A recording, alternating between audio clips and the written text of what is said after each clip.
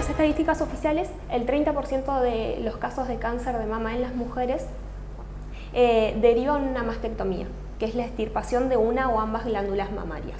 Frente a esto aparece el concepto de reconstrucción mamaria y se pone en juego el rol del cirujano plástico. Contanos, Facundo, ¿qué es y qué implica una reconstrucción mamaria? Bueno, primero tenemos que tomar en cuenta con qué paciente contamos, el tejido que tenemos a disposición, cuál es también el estadio de la enfermedad, si el paciente está clínicamente curado, y el pronóstico también. Entonces, en base a eso entramos a algo que el doctor Álvarez comentó previamente, que es la oncoplastía mamaria, que es la parte de la cirugía plástica que se dedica justamente a realizar todo lo que sea la parte de reconstrucción mamaria. La reconstrucción mamaria, según el tiempo, puede realizarse en dos momentos, que es la reconstrucción mamaria, que es inmediata, que se hace en el mismo momento en el cual el mastólogo realiza la cirugía de resección del tumor, o una reconstrucción mamaria diferida, que se realiza cuando el paciente está clínicamente sano, está curado. Entonces, en ese momento nosotros analizamos qué paciente tenemos, qué tipo de tejidos tenemos a disposición, y en base a eso vemos cuál es la opción más adecuada para cada paciente. Existen diferentes técnicas y procedimientos para realizar una reconstrucción mamaria, hablando de, por ejemplo, el material que se utiliza para producirla, ¿no? Claro, puede ser una reconstrucción mamaria del tipo autóloga, que es cuando utilizamos los tejidos propios del paciente. Cuando hablo de esto, hablo de la movilización de colgajos de una región anatómica determinada de la propia paciente, o una reconstrucción mamaria que puede ser heteróloga con algún tipo de dispositivo que sea externo. Cuando hablo de esto, podemos estar hablando de un implante mamario, podemos estar hablando de un expansor mamario, de un implante expansor mamario, y también podemos hablar de un procedimiento que sea combinado, en el cual podemos utilizar diferentes técnicas para lograr un mejor resultado. ¿Qué debe tener en cuenta una paciente antes de encarar un procedimiento de estas características, Facundo? Lo primero que tiene que saber que es un camino que no es corto, al contrario, lleva tiempo, ¿sí? Hay diferentes etapas que la paciente debe cumplir, ¿sí? Y saber que siempre se puede mejorar un poco más. Ya, digamos, está quedando como despojada la teoría de que la paciente se hacía una cirugía de resección mamaria y quedaba con la cicatriz o quedaba con la deformidad torácica. Eso, gracias a Dios, hace un tiempo está cambiando.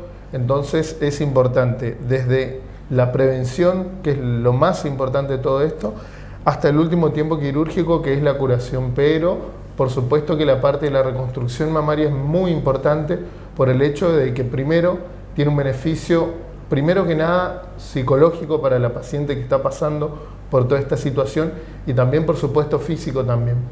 Lo que quería agregar a lo que está comentando Facundo es que en la estrategia terapéutica es muy importante la intervención del equipo multidisciplinario. Es decir, cuando nosotros vamos a programar una cirugía, tenemos que tener en cuenta muchos aspectos que tienen que ver con primero el tamaño, el tipo de cirugía que vamos a hacer, porque hoy en día muchas veces hablar de reconstrucción parece que tiene que ver solamente cuando le siga una cirugía tipo mastectomía, pero también hay cirugías conservadoras que necesitan reconstrucción.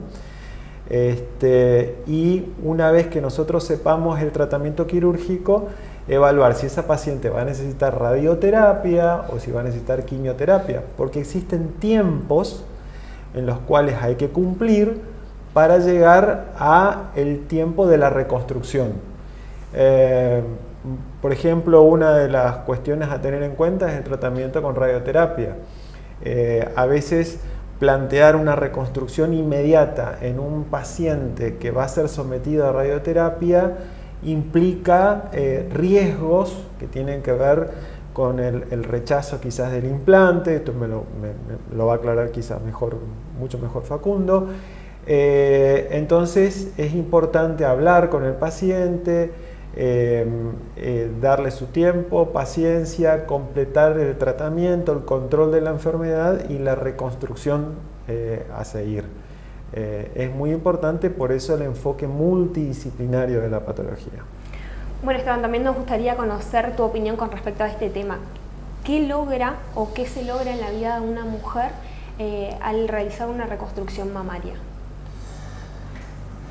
Obviamente que este tema va cambiando y cada día la mujer demanda más. La mujer que está ante una situación importante, porque tener un diagnóstico de un cáncer para cualquiera es muy importante, y sabiendo hoy que hoy hay un sinfín de alternativas aparte de la cirugía. Lo principal es evaluar que esta patología, como primer medida, hay que encararla desde el punto de vista de su patología de base. Y sí transmitirle a esa persona que existen igual alternativas ante cualquier eventualidad de tratamiento que se haga, que la pueden llevar a que ella no tenga, en ese caso, la mutilación de un órgano, como se dice. Partiendo de eso, creo que la mujer va a tener siempre, sabiendo que tiene ese tipo de respuesta, va a transcurrir todo su tratamiento mucho más tranquila.